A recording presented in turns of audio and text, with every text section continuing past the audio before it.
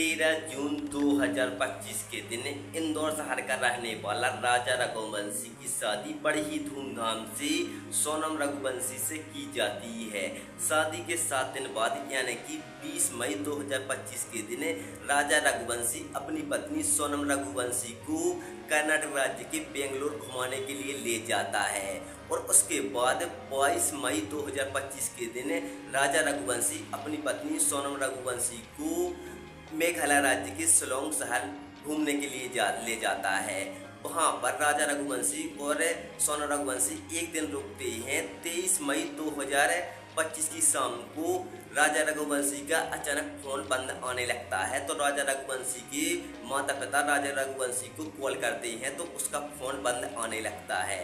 और उसके बाद राजा रघुवंशी के माता पिता अपनी बहू सोनम रघुवंशी को कॉल करते हैं तो उसका भी अचानक फ़ोन बंद आने लगता है। राजा रघुवंशी के माता पिता लगातार अपने बेटे और बहू को कॉल करते हैं लेकिन दोनों का फ़ोन बंद आने लगता है। तो राजा रघुवंशी के माता पिता घबरा जाते हैं क्योंकि लगातार 2-3 दिन हो जाते हैं उनकी अपने बेटे और बहू से कोई भी बात नहीं होती है, ना ही किसी भी तरीके से संपर्क होता है। लगभग 4 से 5 दिन बीत जाते हैं तो राजा रघुवंशी का बड़ा भाई और छोटा भाई, साथ ही सोनम रघुवंशी का बड़ा भाई तीनों शिलांग पहुंचते हैं और वहां पर पता लगाते हैं कि आखिर उनका भाई और उनकी भाभी कहां पर गई है। तो उनको भी वहां पर भटकते हुए 2 से 3 दिन बीत जाते हैं लेकिन राजा रघुवंशी और उसकी पत्नी सोनम रघुवंशी के बारे में कोई भी जानकारी नहीं मिलती है। फिर राजा रघुवंशी का भाई और सोनम रघुवंशी का भाई दोनों लोकल पुलिस को सूचना देते हैं कि हमारे छोटे भाई राजा रघुवंशी और उसकी पत्नी सोनम रघुवंशी अचानक लापता हो गए हैं। तो पुलिस भी उनकी हेल्प करती है और पुलिस आसपास तलाशती है क्योंकि पुलिस को इस केस में कोई भी सख्त हाथ नहीं लगती है क्योंकि शिलांग में बहुत ही कोहरा होता है और बारिश भी होती है, जिसकी वजह से शिलांग पुलिस उन दोनों की तलाश नहीं कर पाती है। लेकिन पुलिस तलाश जारी रखती है और कई दिनों तक दोनों की तलाश करती है लेकिन पुलिस को सख्त हाथ नहीं लगती है।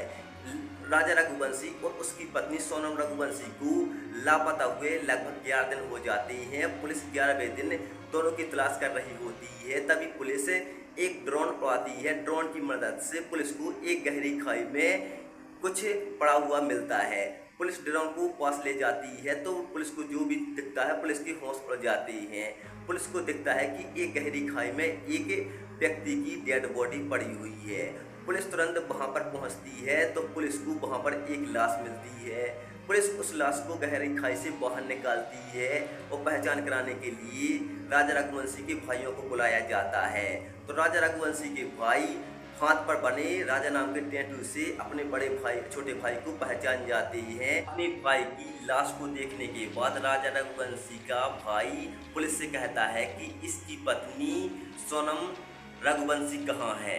पुलिस फिर और शक्ति दिखाती है और आसपास के इलाकों में लगातार ऑपरेशन चलाती है लेकिन सोनम रघुवंशी का पुलिस को कोई भी सुराग नहीं मिलता है। लेकिन पुलिस को जहां पर राजा रघुवंशी की लाश मिली थी वहां पर पुलिस को कुछ सने हुए कपड़े, खून से और एक चाकू मिला था जिससे पेड़ काटे जाते हैं।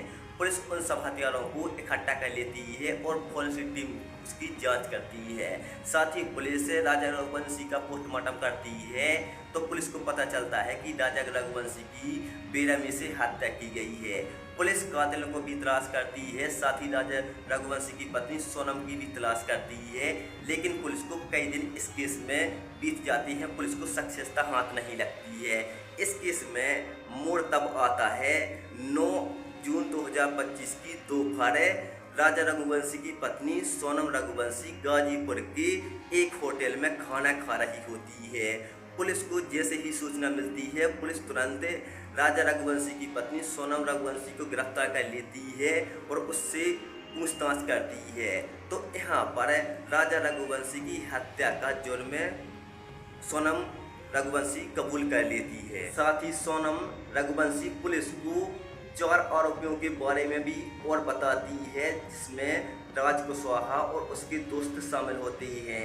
पुलिस एक एक करके चारों आरोपियों को गिरफ्तार कर लेती है और चारों आरोपियों को मेडिकल कराती है और उनसे पूछताछ करती है। तो चारों आरोपी अपना जुर्म कबूल कर लेते हैं